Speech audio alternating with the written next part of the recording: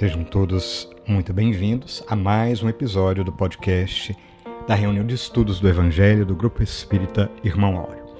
Hoje, no episódio de número 187, estamos seguindo o livro Vivendo com Jesus, de Amélia Rodrigues, psicografia de Divaldo Pereira Franco. E quase no finalzinho, no capítulo 29, intitulado Glorificação pela Prece, quem preparou o estudo de hoje foi a Alana Márcia, e eu queria confessar uma questão com vocês. Eu ainda não ouvi o podcast. Preferi fazer assim, porque eu queria um comentário com vocês. Normalmente, quando a gente se depara com um assunto muito comentado, o primeiro pensamento que vem, não, já discutimos muito isso. No entanto, eu lembro bastante de que, por exemplo, nos estudos que a gente faz, o exemplo do Mildinho, dos cursos, enfim, dos vários livros espíritas, sempre que retornamos a um assunto, surge algo novo. E certa vez, nos estudos do Mildinho, chegamos à conclusão de que o mesmo assunto, em momentos diferentes, ganha conotação completamente nova. E eu tenho certeza que ao escutar comigo esse episódio, você vai entender e vai sentir da mesma forma. E é por isso que eu fiz questão de não ouvir. E convido você para deixar a vida nos surpreender com os enfoques que a Alana Márcia nos trouxe nesse comentário de logo mais. Também reforço o convite, porque melhor do que a surpresa de estudar de novo é a surpresa de estarmos juntos, de comentarmos juntos coisa boa. E a gente então vai ter a nossa live, que acontecerá mais tarde. Por isso mesmo, eu já te convido para mais uma surpresa. Não a surpresa de quem está lá, eu, o Ítalo, a Lana e o Evaldo, mas a surpresa de cada novo enfoque que a vida vai nos oferecer nessa oportunidade dos comentários estendidos. Ao final, teremos o nosso momento de prece, momento de oração, onde eu mesclei duas mensagens. Primeiro, uma poesia lindíssima de Maria Dolores e depois uma prece que nós iremos acompanhar juntos. Fica até o final, vai ser muito importante esse momento e a gente convida para que você possa sintonizar conosco com os bons espíritos, na certeza de que muita coisa boa irá nos envolver. Ok? Bom, falado tudo isso, hoje eu estou falante, eu vou encerrar com o nosso convite de sempre, rogando para que você sinta todo o nosso carinho, o nosso abraço e permaneça aí, porque agora eu te convido. Vamos ouvir?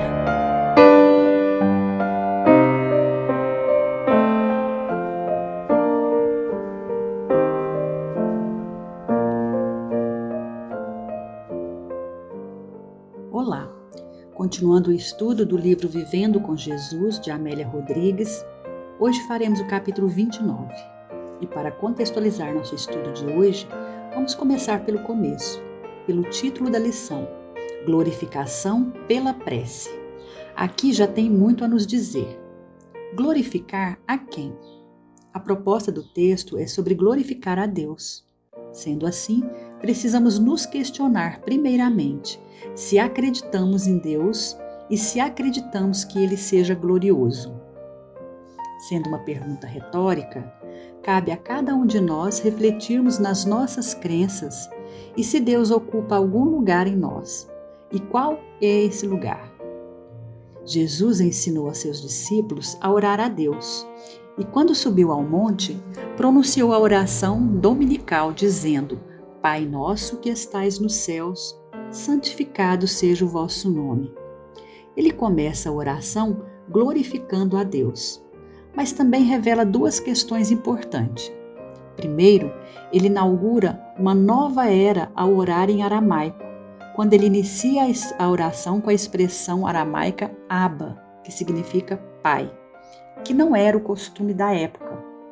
Tanto o judaísmo quanto o islamismo tinha a sua língua sagrada. O uso do aramaico na adoração foi uma grande reviravolta nos pressupostos da época de Jesus. Aprovando o aramaico como uma língua aceitável, ele rompe barreiras religiosas e culturais, abrindo as portas para que o Novo Testamento fosse escrito em grego e assim traduzido em outras línguas. Outra questão importante é que as orações tradicionais na sinagoga começavam de diferentes maneiras. Deus de Abraão, Deus de Isaac, Deus de Jacó. Dessa lista de 18 maneiras, Jesus escolheu o Pai Nosso, confirmando a ideia de uma família de fé, de uma família universal, que vai além da comunidade. E com a palavra Abba, ou seja, Pai, ele mostra o caráter inclusivo da sua proposta, de que ninguém fica fora. O Pai é de todos. Sendo assim, somos todos irmãos. Vamos agora para o conceito de glorificar. A palavra glória é a tradução de uma variedade de palavras hebraica e grega, originada do hebraico que significa peso, dignidade, excelência. Glorificar ou dar glória no sentido doutrinário é usado para referir a Deus e enaltecer, reconhecer o valor e, nesse caso, a grandiosidade do Pai Celeste. Glorificar é agir de modo que o destaque é Deus e não na nossa personalidade inferior. Segundo Amélia, os discípulos tinham participado de momentos que ninguém jamais vivenciara ao lado do Cristo, aprendendo e amando, mas chegaram o momento de ensiná-los a glorificação pela prece, esse luminoso caminho entre o coração humano e o Pai de infinita bondade, como bem descreve Humberto de Campos no livro Boa Nova, capítulo 19. E Kardec conceitou a prece na questão 659 de O Livro dos Espíritos, dizendo que, pela prece, pode-se propor 3 coisas: louvar, pedir e agradecer. A prece de louvor é o reconhecimento da onipresença e onipotência de Deus, por meio da qual devemos expressar nossa alegria e gratidão pela sua sabedoria, bondade e justiça. Lembrando que não é uma questão de palavras, mas de intenção, que surge primeiramente pelo pensamento. No senso comum, louvar ou glorificar consiste em exaltar os atributos da divindade, que há de traduzir-se por um sentimento espontâneo e puro, de admiração por aquele que em todas as suas manifestações se revela todo bondade e todo amor.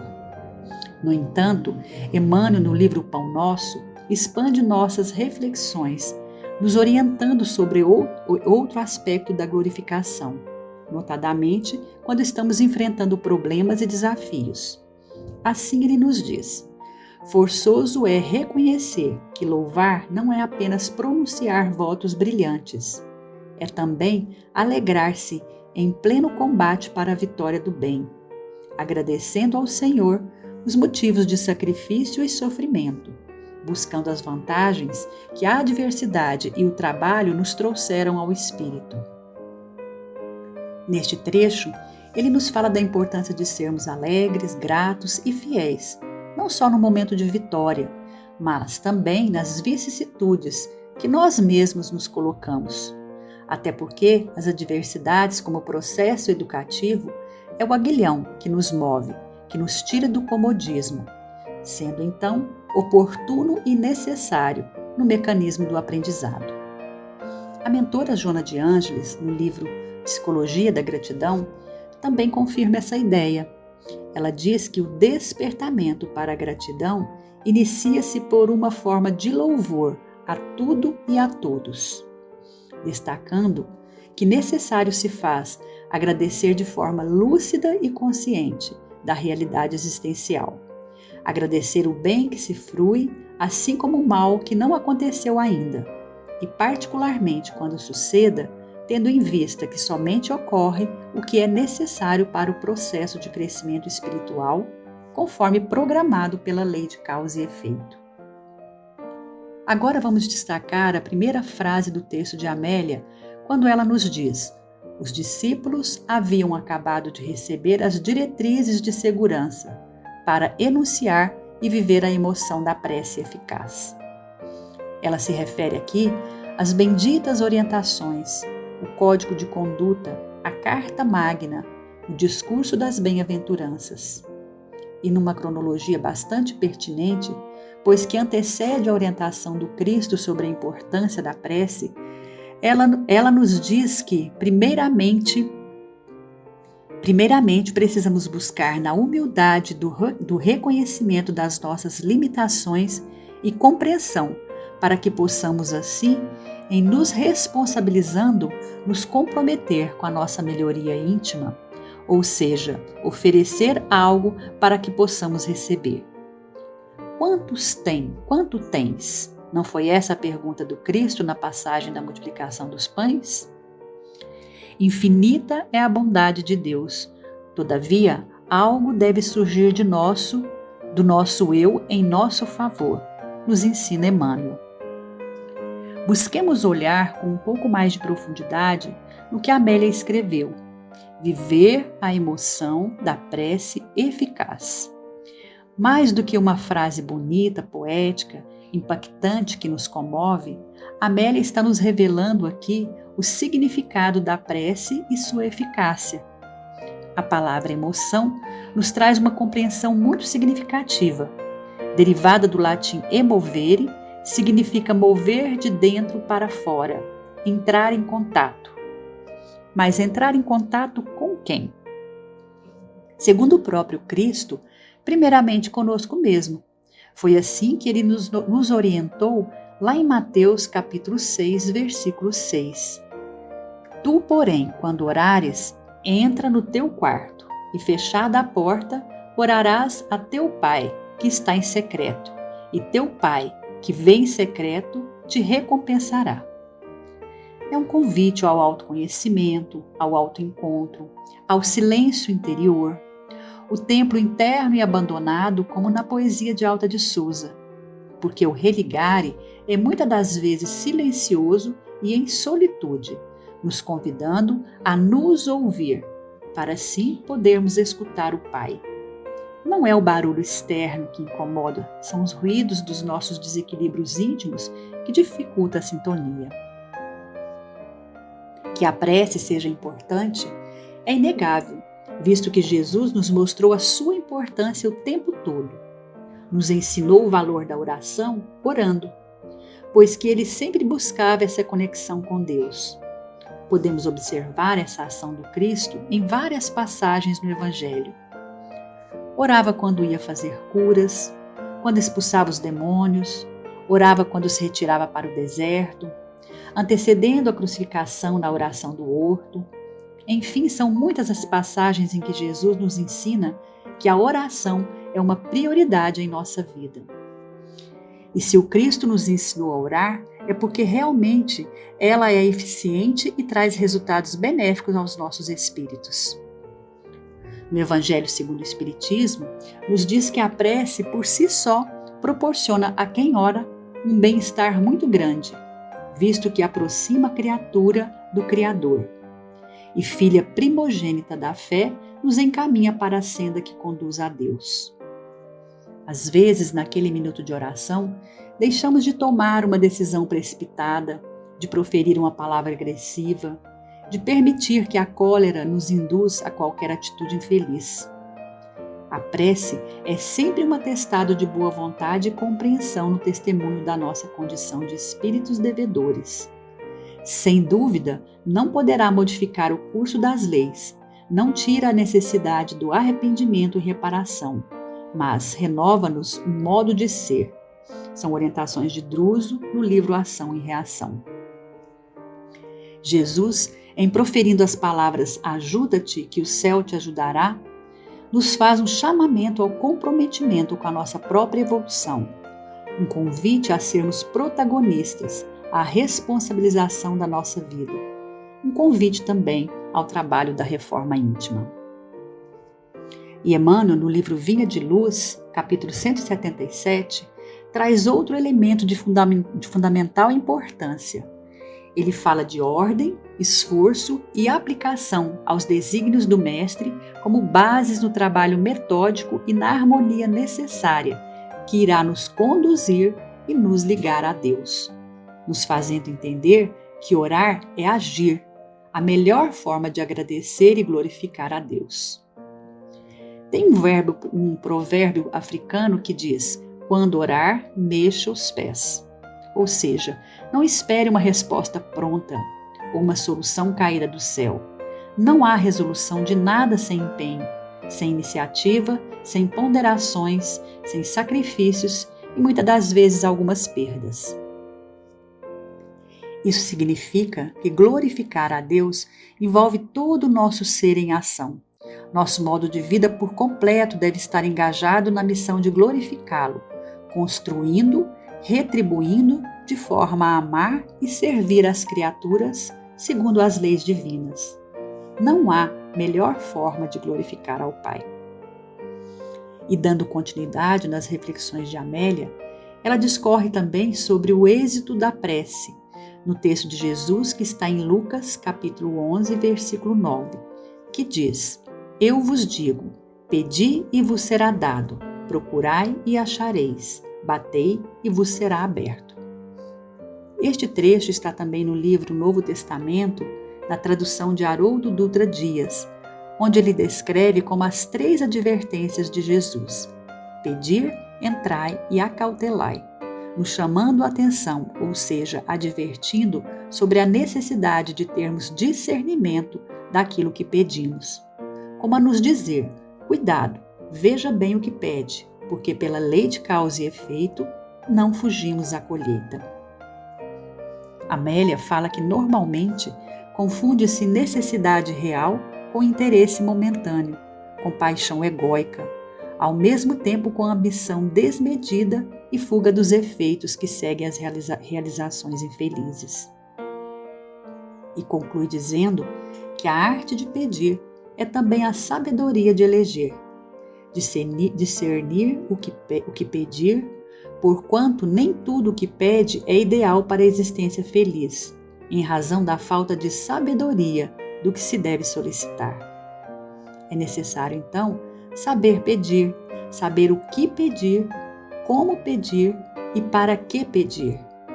É preciso discernimento, que, segundo Joana, resulta do exercício da arte de pensar, que deve crescer de forma adequada, favorecendo o homem com a percepção do ser e do não ser, do correto e do errado, do justo e do abominável. Temos ainda na Revista Espírita de 1860 uma fala de Kardec que nos alerta: não vos contenteis em pedir a Deus que vos ajude, ajudai-vos a vós mesmos, porque assim provareis a sinceridade da vossa prece. Sendo assim, a prece ganha um destaque valioso no autoconhecimento, porque ela nos revela, porque não basta sejamos capazes de pedir, é necessário tenhamos consciência do que pedimos e das consequências acarretadas, para nós ou para os outros. Vamos destacar também a conclusão de Amélia no texto, trazendo como uma reflexão para nós que, segundo ela, naquela época, os discípulos não tinham a maturidade para compreender todas as questões sobre a oração e, por isso, não sabiam orar, por não quererem submeter-se às injunções do processo evolutivo, esperando deferências e milagres que não existem. E nós, estamos nesse lugar de aguardar as benesses de Deus sem o impositivo do esforço que nos compete? Já compreendemos que precisamos dar o primeiro passo? E para encerrar, vamos buscar uma mensagem de Joana de Ângeles no livro Filho de Deus, que se chama Vontade de Deus. A presença de Deus nos proporciona paz, aumentando as resistências humanas para os embates cotidianos.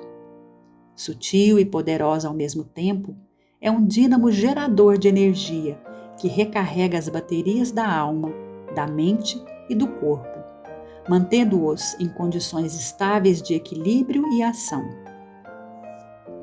Como a enfermidade resulta de desequilíbrios nos campos moleculares, responsáveis pela harmonia funcional das células, a saúde se estabelece quando a corrente divina passa com regularidade pelo sistema de ação aglutinadora dessas partículas de vital importância.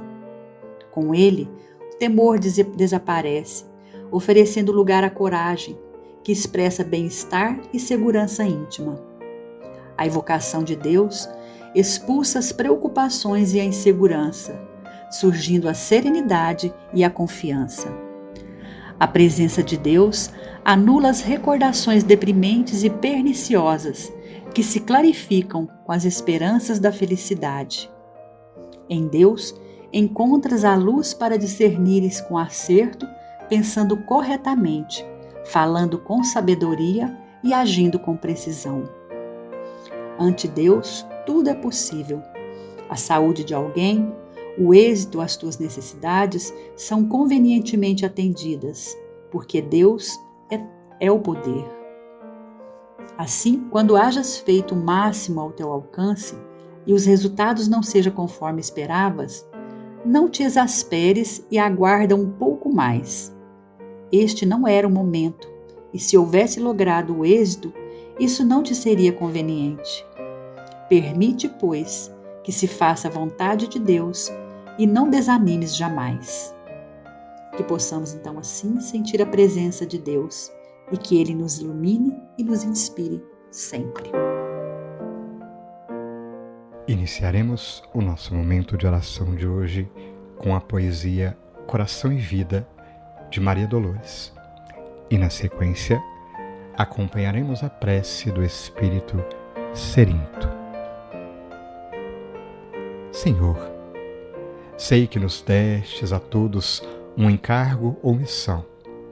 Nada promoves sem objetivo, nada fazes em vão. À estrela conferiste a bênção de aguentar-se e refulgir sem véu, tal qual sucede ao sol que nos conduz pelas vias do céu. Atribuíste à terra a função de compor e recompor a forma em que o trabalho nos confere a ciência do amor. Colocaste no mar a investidura imensa de externar-te o poder, e à fonte o privilégio de ensinar-nos a humildade por norma e o perdão por dever. Comissionaste as árvores amigas em que a lição do bem se exprime e se condensa, para a tarefa de guardar-te a vida e auxiliar sem recompensa. Deste à flor o dom de perfumar e puseste na estrada o dom de conduzir. Deste música às aves, deste ao vento o doce ministério de servir. Tudo te filtra a glória soberana, tudo te exalta a lei. Em razão disso, eu própria reconheço que quase nada sou e quase nada sei. Mas se posso pedir-te alguma coisa, converte-me, Senhor, a própria imperfeição num canal pequenino que te mostre a força da bondade e a luz da compaixão. Senhor de infinita bondade, no santuário da oração, marco renovador do meu caminho, não te peço por mim, Espírito endividado, para quem reservaste os tribunais de tua excelsa justiça. A tua compaixão é como se fora o orvalho da esperança em minha noite moral, e isso basta ao revel pecador que tenho sido. Não te peço, Senhor, pelos que choram. Clamo por teu amor, a benefício dos que fazem as lágrimas. Não te venho pedir pelos que padecem. Suplico-te a bênção para todos aqueles que provocam sofrimento. Não te lembro os fracos da terra. Recordo-te quantos se julgam poderosos e vencedores. Não intercedo pelos que soluçam de fome. Rogo-te amor para os que furtam o pão. Senhor Todo-Poderoso, não te trago os que sangram de angústia. Relaciono diante de ti os que golpeiam e ferem. Não te peço pelos que sofrem injustiça. Rogo-te pelos empreiteiros do crime. Não te apresento os desprotegidos da sorte, Mestre. Sugiro o teu amparo aos que estendem a aflição e a miséria. Não te imploro mercê para com as almas traídas. Exoro-te o socorro para os que tecem os fios envenenados da ingratidão. Pai Pai compassivo, estende as mãos sobre os que vagueiam nas trevas, anula o pensamento insensato, cerra os lábios que induzem à tentação, paralisa os braços que apedrejam, detém os passos daqueles que distribuem a morte.